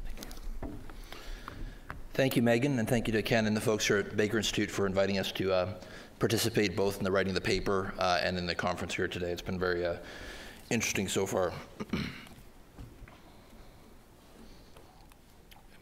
So, I'm Robert Johnson, the head of energy at Eurasia Group, and just a little bit about our firm. Our approach, probably the key word here is the above-ground risk. We're definitely looking at global oil and gas markets from the perspective of geopolitics, policy, regulation, industry strategy, and we'll defer on the geological questions to other experts in the room. We have been covering Central Asia and Russia for a long time. That's why we're called Eurasia Group. When Ian Bremmer founded the firm in 1996, he was very focused in that region. It's subsequently become a global political risk firm, but still all things Russia are very, very close to our hearts. So maybe a little bit of summary of the previous two panels here to touch on a couple of points. I think one thing we can do is think about this in terms of where Russia was in the gas geopolitical landscape and where it is now. I don't need to spend too much time on this, but to call it a couple things. and tie it to maybe some of the scenarios that were discussed this morning. I do agree that on a couple points here, I think it is pretty clear that Russia's geopolitical leverage with gas is narrower than it was perhaps in this pre-2010 period, at a time when Western Europe was more vulnerable, doing the growing demand there, lack of alternative supply. Certainly the CIS transit states like Ukraine and others were very dependent. That hasn't changed. We can talk about that a little bit later.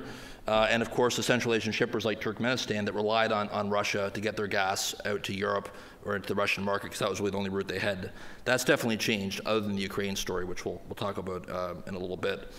On the competition side, I think we could all agree as well that, as was discussed this morning, there's a lot of competition out there now for Russia, both in the European market and in the Asian market as well. The focus pre-2010 was very much on just basically competing with the Norwegians, with the UK, and with North Africa, domestic and regional supply in Europe. But now it really is becoming a global gas market, which is one of the themes of the conference today. And I think one of the key questions is how is Russia, how are they progressing in their effort to reposition for a more global gas market? And I think the consensus from all the speakers today, and maybe a theme for the day, is that there's still a long way to go. There's progress in some areas, but also significant challenges ahead in terms of this effort to reposition for a more global gas market. That's true for the Russian gas sector as a whole, but also for Gazprom specifically. And as Tatiana pointed out, Gazprom's dominant role is somewhat being eroded for a number of reasons that she mentioned. On the pricing side, I think the liberalization scenario that was mentioned in this morning's discussion is an interesting one. I agree with Tatiana that a lot of the changes are taking place to the long-term contracting structures based on oil link pricing in Europe through renegotiations. But now Russia's trying to replace those with similar contracts in Asia, and so far with fairly limited success, particularly vis-a-vis China. So in terms of this supply competition, it was talked about this morning, the lower cost U.S. LNG.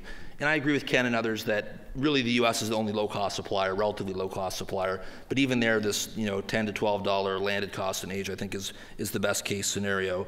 There's lots of different views on what these projects are all going to cost. But I think the point I'm making here on this slide is that the Russian LNG projects we think will probably be somewhat in the middle, probably more costly than what we see here in the U.S. and the Gulf Coast, but not as costly as what we see in some of the higher cost markets like Australia and perhaps Western Canada as well. So one thing we can say, and from a Eurasia Group point of view, talking to a lot of our clients, it's pretty clear that when I joined Eurasia Group 8 or 9 years ago and traveling around Asia and dealing with different clients, Russia was a huge focus as a gas exporter, Sakhalin 2 starting up, excitement and opportunism about more potential LNG or the China gas pipeline moving ahead. But since that time, many of those same companies, the big gas trading companies, the big Asian utilities, have really put an enormous amount of capital and attention into the U.S. gas play, right? And this is really where the rubber hits the road in terms of the competitive dynamics, that all the major Asian off-takers are looking very closely at the U.S. China probably a little bit more so on the Canadian side, but this is a very material change to the gas geopolitical landscape versus what Russia was expecting in a pre-2010 experience. I was quite interested in the comments this morning from Amy about this China-Japan energy competition, and I agree with her that the North American gas can help stabilize a potential competition there between those two consumers over gas supply.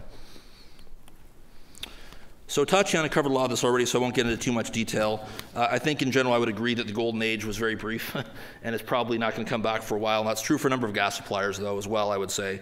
I think that what we could look at perhaps is what changes could we see in the domestic regulatory environment and policy environment in Russia that could make, increase Russia's competitiveness and increase its chances of structuring projects in a way that would allow them to, gain that market share in Asia and defend their market share in Europe.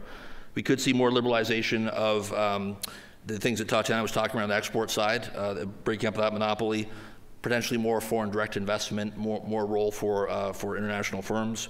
We've seen some of that. We could see tax incentives. We talk about these expensive greenfield upstream plays. We've seen significant tax relief from the Kremlin on the oil side for those kinds of plays. But because the budget is so dependent on that revenue from the oil and gas sector, it's very difficult to have tax cuts in oil and then also in gas. In fact, we've seen some of the gas taxes go up to offset the lost revenue from the oil side. On the positive side, we have seen the contracting flexibility, and Gazprom has sought to readjust its contracts in Western Europe to defend market share there, moving towards more flexible pricing. And we are seeing foreign investors, particularly in China, in some of the big LNG projects, and a lot of interest in partnering with the Japanese and Koreans and others to develop deals in the Asian market. I do think the point about the budget is probably a key one, and it's going to be very difficult for the Russian treasury to sustain a lot of incentives to help manage the cost of some of these higher cost greenfield and LNG projects. So Andreas touched on the European picture a little bit. I won't spend too much time on that. I would say, just going back again to the scenarios this morning, just to pick up a couple things. I agree that, in our view, Russia will likely remain a stable supplier to Europe and defend its market share there, but it is a fairly stagnant market.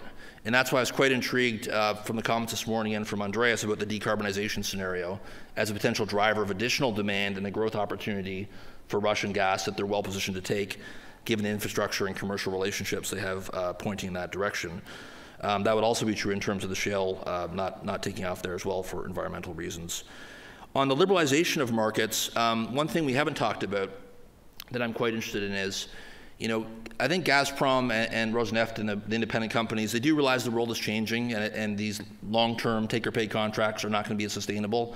And if you look at Rosneft's acquisition of Morgan Stanley's energy trading business, if you look at the growth of Gazprom marketing trading, I think these companies are trying to adapt to a world where gas contracts are probably going to be more complex. There'll be a lot more spot trading, a lot more term contracts, they're shorter term contracts, and the need for that kind of financial and trading side will grow.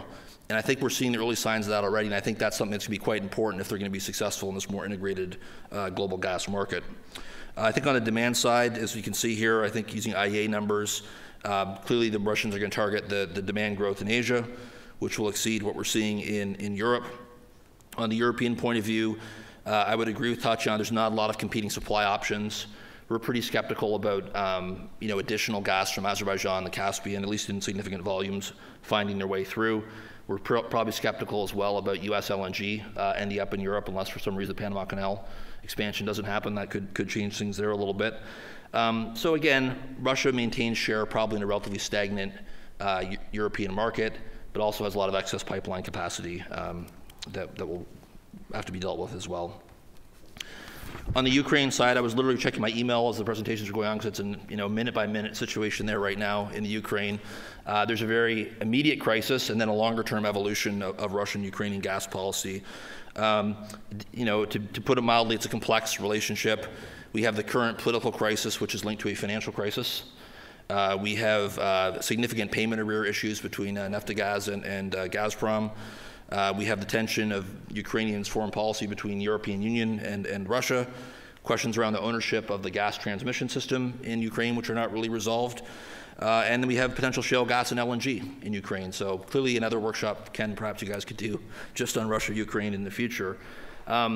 I think our view here, even updated to the last few minutes, is that Russia's not going to use the quote-unquote gas weapon, nor do we expect Ukrainian sabotage or any kind of intervention in the gas system there.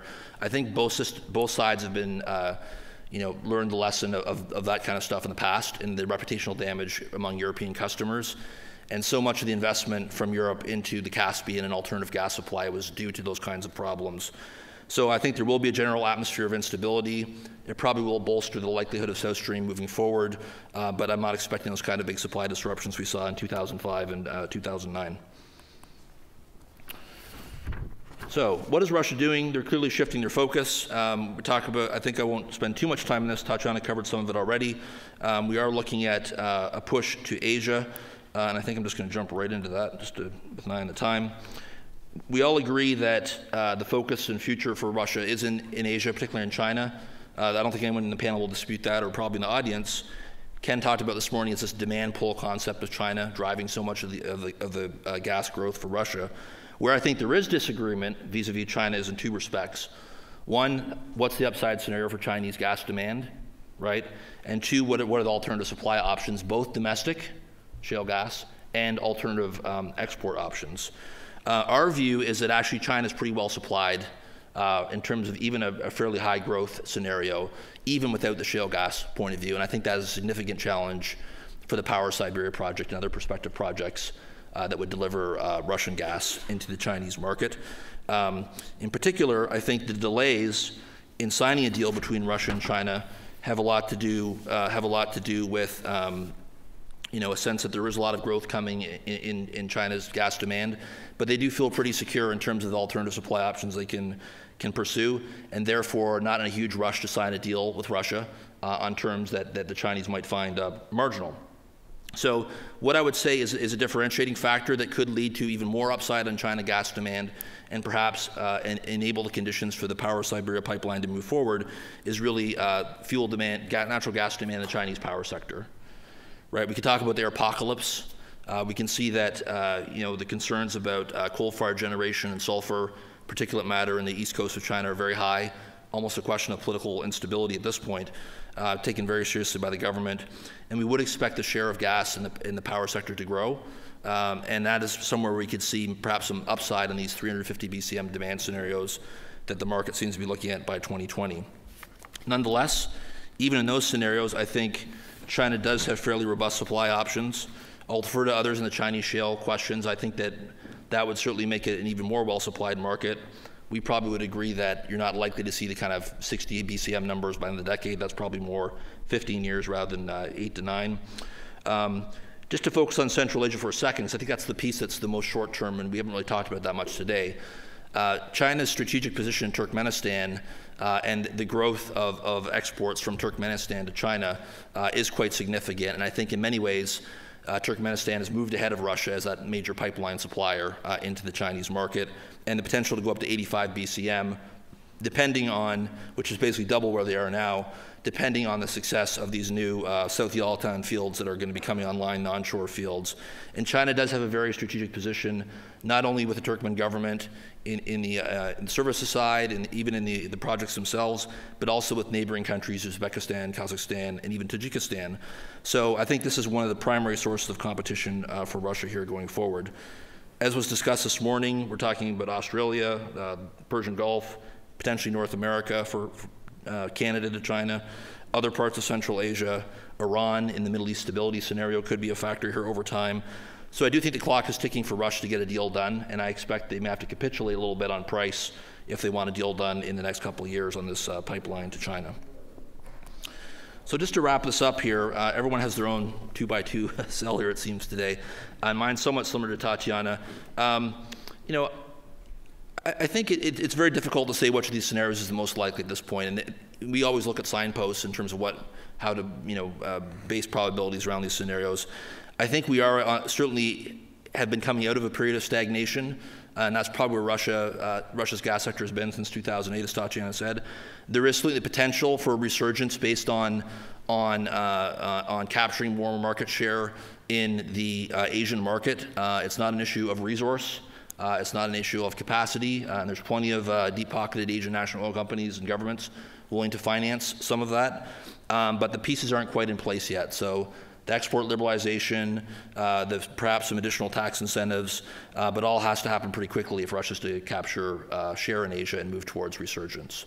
So with that, I think my time is up, so we'll turn back to Meghan. Thank you. Great. Thank you, Robert.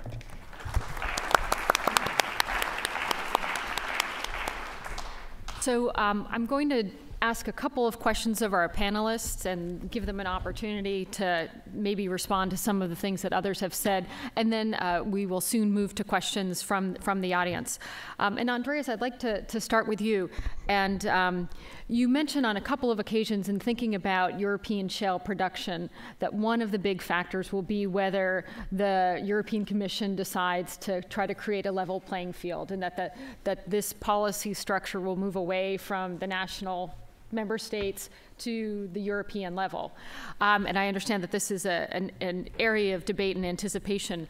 And I'm wondering if you could talk a little bit about how much the uncertainty around that is affecting shale development now, and is it actually feasible to imagine that it will happen, particularly given that decision-making in Europe tell me if I'm wrong, requires consensus. And so there will never be a consensus to move this to the European level based on at least a few individual member states. So is this really a false debate or a false uncertainty, or is there something I'm missing? Want to talk right away? All right. Well, thanks very much. Well, first of all, you're totally right. I mean, obviously, there is a consensus mechanism at place and at work here, and that actually means that that member states have to agree on something at least before the European Commission can move forward. But on the other hand, it really depends on what grounds the European Commission acts. I mean, legally, the European Commission can table directives, regulations, and other policy measures if they are part of its mandate, which means if they're part of the mandate to foster the integration of the European energy market and other kind of markets. And then on that basis, there might actually be quite a bit of wiggle room to actually come up with directives along the lines of what they have done already, the environmental directive, other sorts of directives that actually impact on the energy sector, and that's without member states being able to influence a lot of that. But I think there's two things that really deserve attention here, and one is obviously the term of uncertainty that you mentioned. There is a lot of uncertainty here. There is uncertainty on where regulation goes, to what extent the European Commission will move forward. And that actually does affect, as far as I can see, the activities of some companies or the readiness of some companies to ramp up their activities in Europe. But the second element, I think, is and that's what I want to stress here. I think we shouldn't think in terms of, we shouldn't think about European shale gas as something that will actually help anything on the supply security front. It won't. I mean, even the most kind of positive scenarios that the IEA, we had Fatih Birol yesterday, that the IEA comes up with, in those scenarios, we're talking between 60 and 70 BCM of European shale gas around 2035. That's 1/8 of the gas market. It's not very much. And I would argue that's a very kind of positive scenario. We're not likely to see that. The way I think about shale gas is slightly different. The way I think about it is to say, look, it doesn't really matter what the volumes are. What's important is that it comes on stream in Europe and that it so that it fosters gas and gas competition on the European downstream sector.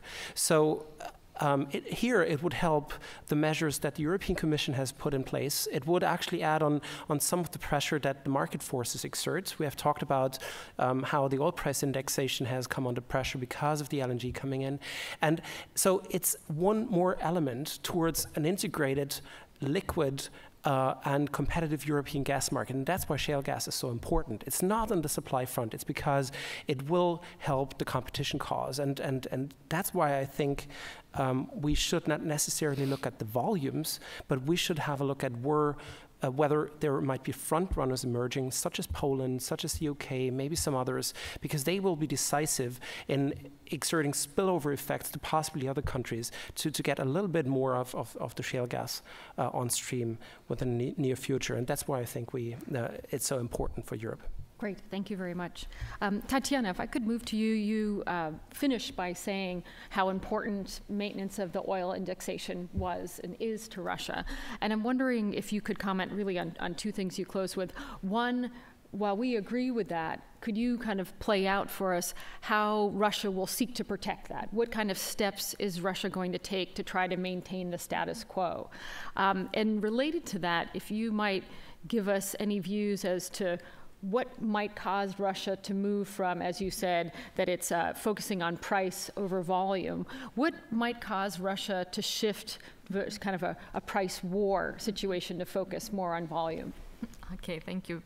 A really good question. Well, protecting oil indexation, it's really one of the pillars of the Russian external gas strategy, and I want to stress it's not Gazprom's strategy, it's strategy of the government. There were even attempts by the government to fix legally that Gazprom can sell gas only on oil indexation. Well, fortunately, we managed to convince them that, look, it is selling also, GMT is selling gas on spot in the NBP, so it's already too late to prohibit it, but nevertheless, it just shows the main sentiment.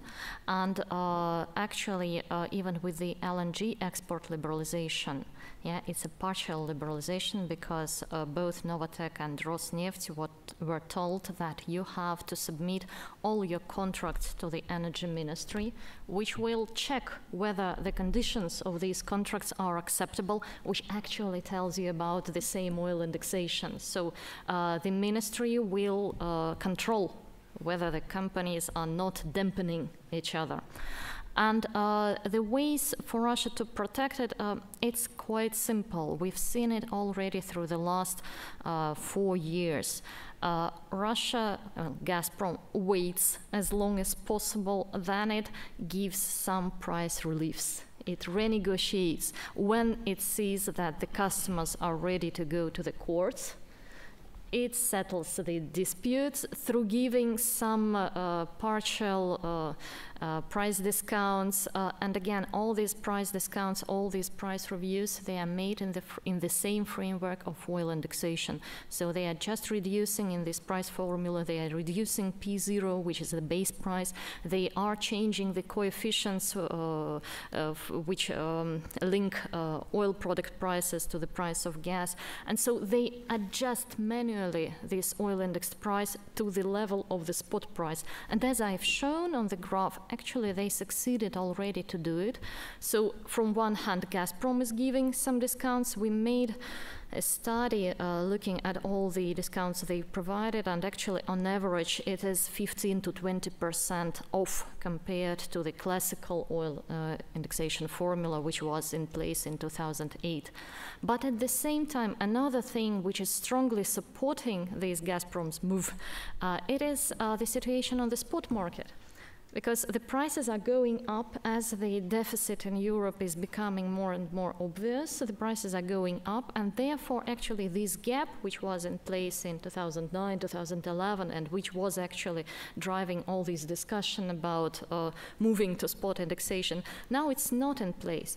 And it is actually the answer to your second question, what could make Russia to move away from the oil indexation? Okay, if spot prices are considerably higher than oil indexed prices, it will be a very good reason for Gazprom to switch to spot indexation. And actually, I want to say that in 2004, 2006, if you look at at some interviews by Gazprom CEOs, they were, by Gazprom and Gazprom Export, they were saying that we are increasing our presence at the spot market. It's one of the most promising branches of our business, and it's one of the most profitable because by that time spot prices were higher than oil indexed.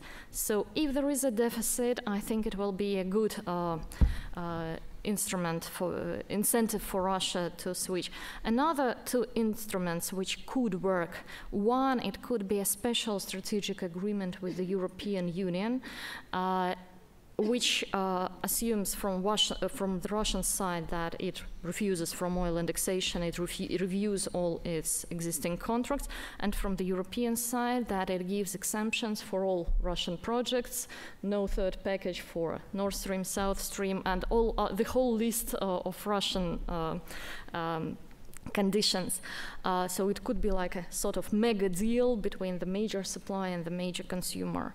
And the third thing, it is actually about financing, because if you look at the argumentation of the Russian side in all these discussions, the reason why it needs so much oil indexation is that getting money from banks to finance all these upstream and midstream development, it is much easier and much cheaper if you have oil indexed contract in place. So then it's not a problem. For spot indexation, it is more expensive, especially for Russian companies with the country risks and so on. If there is a special, I don't know, European bank providing special guarantees or providing some additional financing, which actually resumes this difference, it could be a solution, but amazingly nobody is discussing it. Interesting. I'm going to resist the temptation to ask Andreas what he thinks of the possibility of a mega deal, but maybe somebody in the audience will. Robert, let me go to you. And something both you and Tatiana talked about was the Russia-China energy relationship and this kind of struggle over really consolidating that. And from your comments, it seemed clear that you felt that China really has the upper hand in this negotiation. I wonder if you could say a little bit more about that and kind of bring us up to date to where you see things are, and if you are inclined to make any predictions, we'd love to hear them. Yeah, I think that one of the ways to think about this Russia-China gas relationship is to contrast it with what's happened in oil, right? On the oil deal, the ESPO pipeline, China basically had no leverage, right? So they had to offer very generous terms to develop the upstream and the pipeline, offer Rosneft, a big piece of a refinery project there, because that per Mark Finley's number this morning, that Chinese oil import number is going to be pretty crazy over the next 20 years. By contrast, on gas, there is a lot of leverage on the Chinese side. Coal is still the dominant fuel for power, along with nuclear and hydro and wind. So yes, they need gas for cleaner power, but that's not the only option in that country. They do have a lot of supply alternatives, and I think it really comes down to calculation in Beijing and the national oil companies and NEA and elsewhere of how much they really want to bet on places like Turkmenistan, right, where there might be, say, political risk, how much they want to bet on places like Australia and British Columbia where there's significant commercial and economic risk, right? And I think the answer is they, much like Japan or Korea, they want to develop a portfolio of gas that includes both pipeline and LNG options, higher cost, lower cost, high political risk, low political risk. And I think there is a deal to be done with Russia ultimately, and the Russian side, it is clear that they can say that they're one of the lower cost options. It could be ramped up in a pretty short period of time, but I still feel that the difference between this situation and the situation on the oil side still is more favorable to the Chinese. Mm-hmm. And just tying that to this issue of oil indexation, right. Is this really kind of wrapped up in that larger issue? Because in terms of pricing, could a deal between Russia and China actually further undermine Russia's ability to either, maintain or erode oil indexation? Are these two debates linked? I guess I direct that to either one of you. Yeah, I think it is linked. I think that Russia would like to defend an oil indexation strategy, and I think the Chinese are globally not saying, well, Europe, we didn't do this in China, but that's a totally different place. So it needs to be consistent. I think the Russians would like to be consistent about it. The question is whether the Chinese are willing to go along. I think they are, but it's sort of the slope and the degree of oil indexation, the actual structure of the contract. That's really a debate more so than the model. I don't think the oil indexation model is necessarily controversial in China. It's more like what the ultimate delivered price is, especially when they're getting relatively lower cost gas from Turkmenistan, which is being subsidized by the Chinese government essentially. Okay, great. I don't know if Tatiana, you'd like to comment on that while I invite people to come up to the microphones if anyone has questions, please.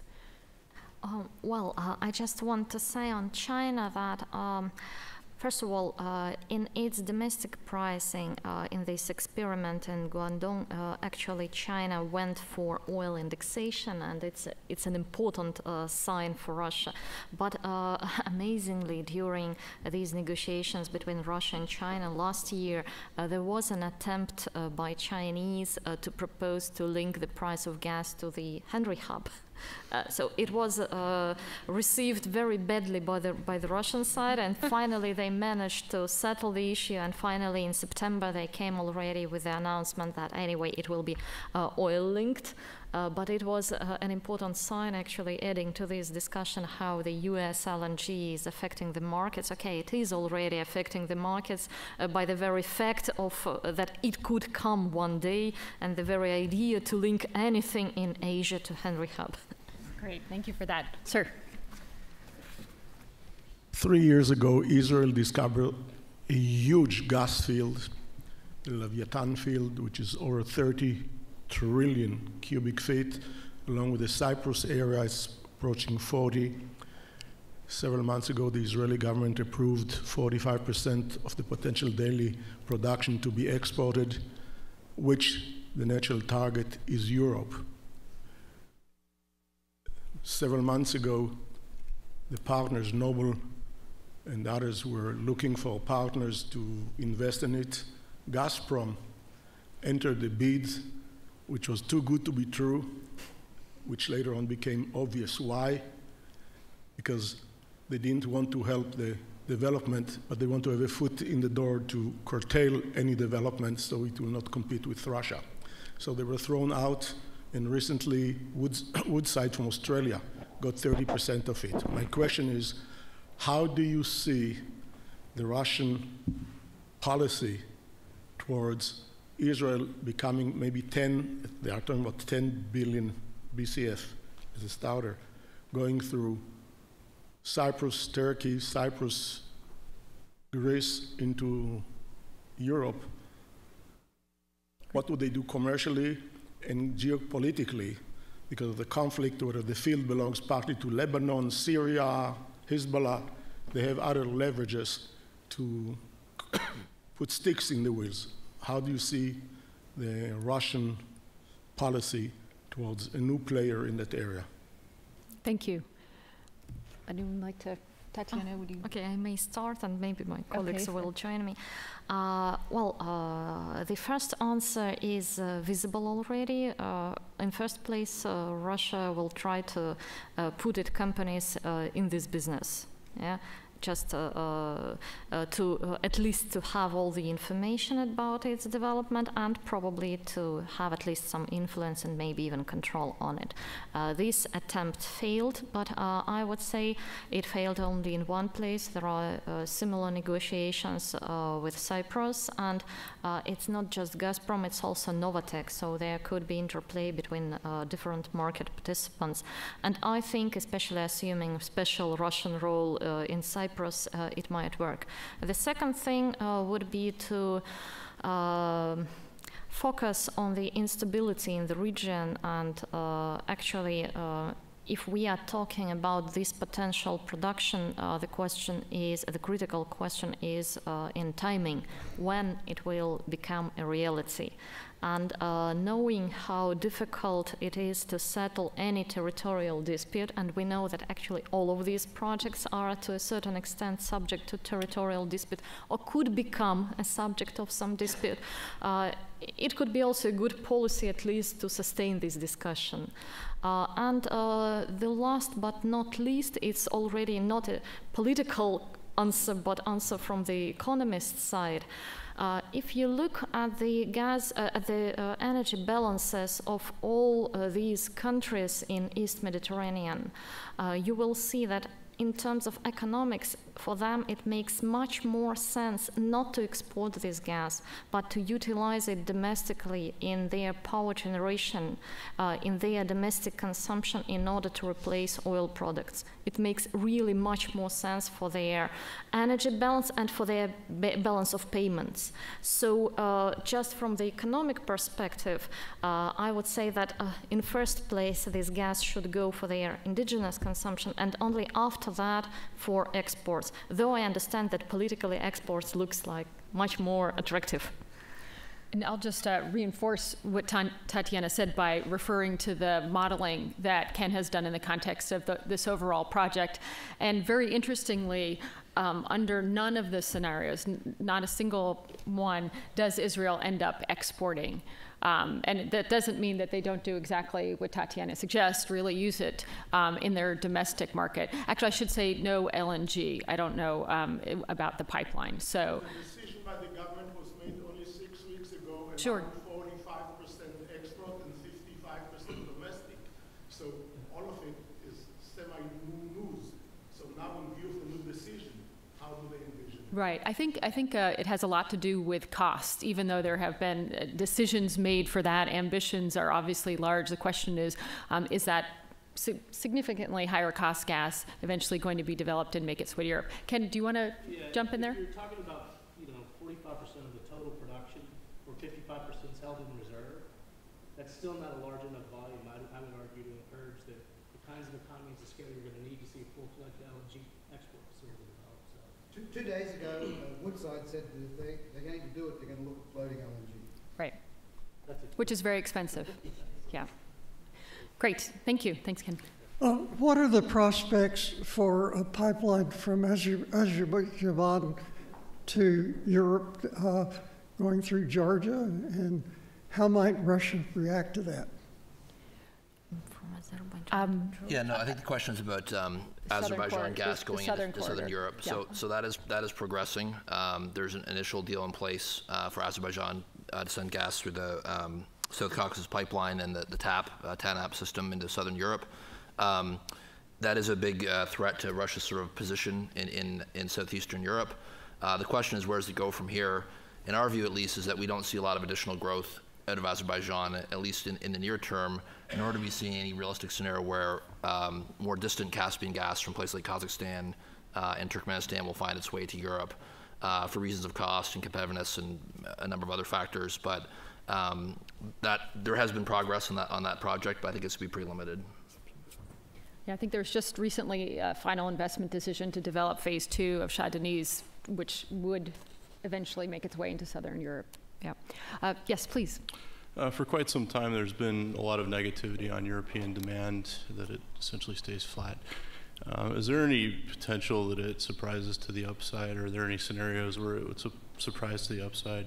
For example, the European power markets have been very, let's say, not unified. They've been kind of a mess with a lot of unintended consequences from renewables and so forth, causing, for example, in Germany, coal power to rise, and there's a lot of cross-border flows that were unintended. So is there, for example, energy capacity market reforms that happen in your visibility that might surprise to the upside, or anything else?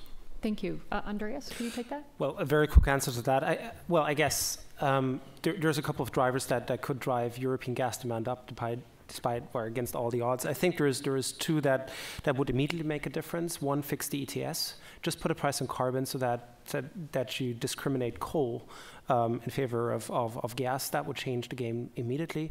Or if the Europeans, that might also happen, come up with some kind of regulation that caps the use of coal in some different way by price discrimination through taxes or pollution standards or other. These are the things that I would see immediately, would see as having an immediate effect.